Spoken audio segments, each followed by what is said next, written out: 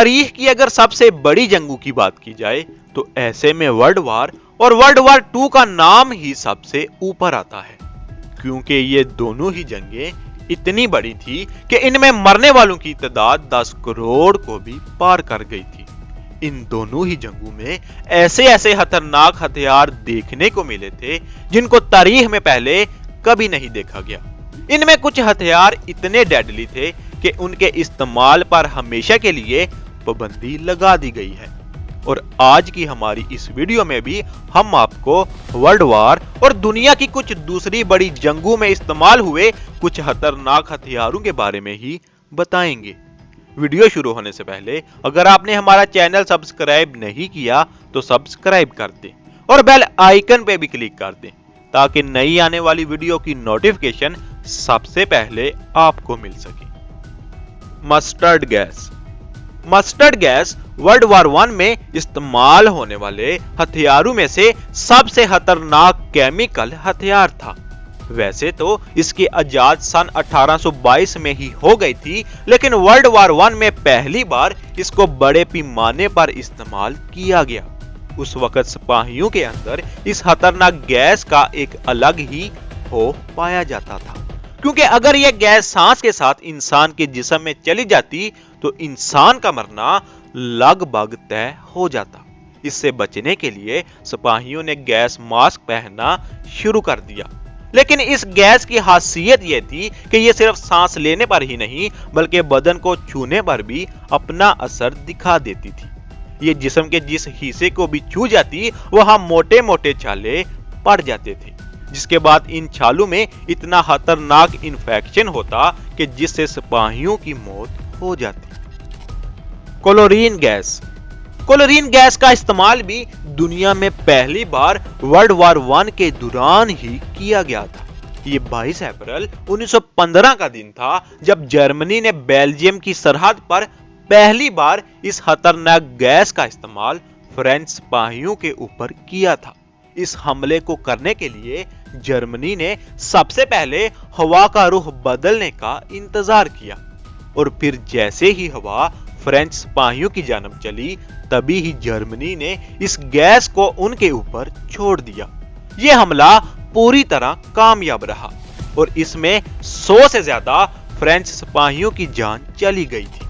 हालांकि इसका इस्तेमाल करके जर्मनी ने 1899 में बने एक कानून को तोड़ दिया था, लेकिन बाद में जर्मनी ने यह कहकर अपना पल्ला झाड़ लिया कि उन्होंने गैस का इस्तेमाल किसी गन या रॉकेट में भरकर नहीं किया, क्योंकि कानून में यही लिखा था कि इस गैस का इस्तेमाल किसी गन या रॉकेट में भरकर नहीं कर सकते। Phosgene gas. Phosgene gas chlorine और कार्बन मोनोऑक्साइड के रिएक्शन से बनी एक बेहद जहरीली गैस होती है। इसका इस्तेमाल वर्ल्ड वार 1 में फोस्जीन गैस के रूप में किया गया था। असल में इस गैस की खासियत यह थी कि सिपाहियों को यह एहसास तक ही नहीं हो पाता था कि वो किस जहरीली गैस की लपेट में आ चुके हैं, क्योंकि फोस्जीन गैस एकदम से किसी की जान नहीं लेती थी, बल्कि इसका असर 24 घंटे के बाद शुरू होता था। इस गैस के शिकार उस इंसान के फेफड़ों में फ्लूइड भर जाता था, जिससे दम घुटकर उसकी मौत हो जाती थी। यूं तो वर्ल्ड वार 1 में फोस्जीन गैस का इस्तेमाल जर्मनी की तरफ से किया गया था, लेकिन बाद में यह हर मुल्क का पसंदीदा हथियार बन गया। इसीलिए इस जहरीली गैस ने 15 लाख लोगों की जान ले ली थी। Nerve gas. साल 2017 में सीरिया के अंदर हुकूमती नुमाइंदों की तरफ से नर्व गैस अटैक किया गया था। इसमें 100 लोगों की जान चली गई थी और साथ ही साथ सैकड़ों लोग बुरी तरह घायल हो गए। इस मामले की जब जांच की गई तो पाया गया कि इस हमले में सायरीन नाम की गैस का इस्तेमाल किया गया है। यह गैस एक बेहद खतरनाक नर्व एजेंट होती है जो इंसान के जिस्म में जाने के बाद उसके नर्वस सिस्टम को तबाह कर देती है। इस बेहद खतरनाक गैस का ना तो कोई रंग होता है और ना ही एहसास। यह गैस अपने शिकार के फेफड़ों को पैरालाइज करके उसकी जान ले लेती है। सीरिया में हुए इस हमले के बाद कानूनी कार्रवाई करके इसके इस्तेमाल पर हमेशा के लिए पाबंदी लगा दी गई है। Plastic land mines. माइंस का इस्तेमाल जंगों में सदियों से किया जा रहा है और वक्त के साथ साथ इनके काम करने का तरीका भी एडवांस होता चला जा रहा है। वैसे ये बात तो आप सभी लोग जानते ही होंगे कि माइंस मेटल से बनी होती हैं, लेकिन आपको ये जानकर काफी हैरानगी होगी कि एक वक्त में दुनिया में प्लास्टिक से बनी माइंस का इस्तेमाल भी किया जा चुका है। दरअसल इन प्लास्टिक लैंड माइंस को खास तौर पर मेटल डिटेक्टर से बचने के लिए बनाया गया था, क्योंकि मेटल से बनी माइंस को मेटल डिटेक्टर से ढूंढ लिया जाता था, लेकिन प्लास्टिक माइंस मेटल डिटेक्टर की पकड़ में नहीं आती थी। हालांकि कानूनी कार्रवाई करके इन प्लास्टिक माइंस पर उस वक्त हमेशा के लिए पाबंदी भी लगा दी गई थी। Biological weapon.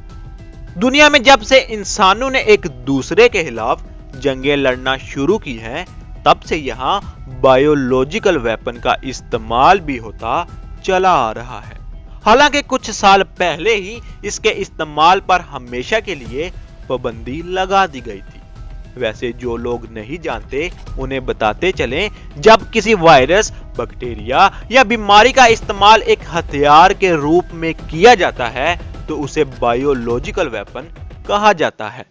मॉडर्न कन्वर्जेशन के अनुसार बायोलॉजिकल वेपन का इस्तेमाल सिर्फ इंसान ही नहीं बल्कि जानवरों और पेड़ पौधों के ऊपर करने पर पाबंदी लगा दी गई है। फ्लेम थ्रूवर्स। फ्लेम थ्रूवर्स एक ऐसा हथियार है जो जलते हुए ईंधन को बाहर निकालता है। यह हथियार आमतौर पर एक बड़े साइज की बंदूक जैसा नजर आता है। दुनिया में फ्लेम थ्रूवर्स का इस्तेमाल सबसे पहले वर्ल्ड वार II और वियतनाम वार में किया गया था। यह हथियार मोर्चे और टनल में छुपे हुए सिपाहियों को बाहर निकालने के लिए इस्तेमाल किया जाता है। अंडरग्राउंड टनल में इसका इस्तेमाल करने से टनल का ऑक्सीजन खत्म होने की वजह से सिपाही या तो तड़प कर मर जाते हैं या फिर बाहर निकल आते हैं। आज की दौर की बात की जाए तो इस हथियार पर भी पूरी तरह से पाबंदी लगा दी गई है। निपाम। निपाम नाम का यह हथियार यूं तो सन 1942 को हार्वर्ड यूनिवर्सिटी के अंदर बनाया गया था, लेकिन दुनिया में यह पहली बार वियतनाम वार के दौरान ही सामने आया।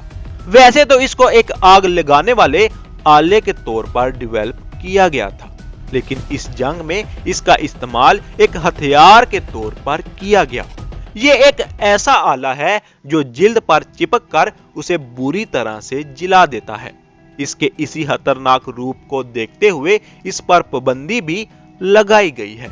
हालांकि इसको मिलिट्री में इस्तेमाल करने से बैन नहीं किया गया, लेकिन आम शहरियों की आबादी में इसका इस्तेमाल करना आज भी गैर कानूनी माना जाता है।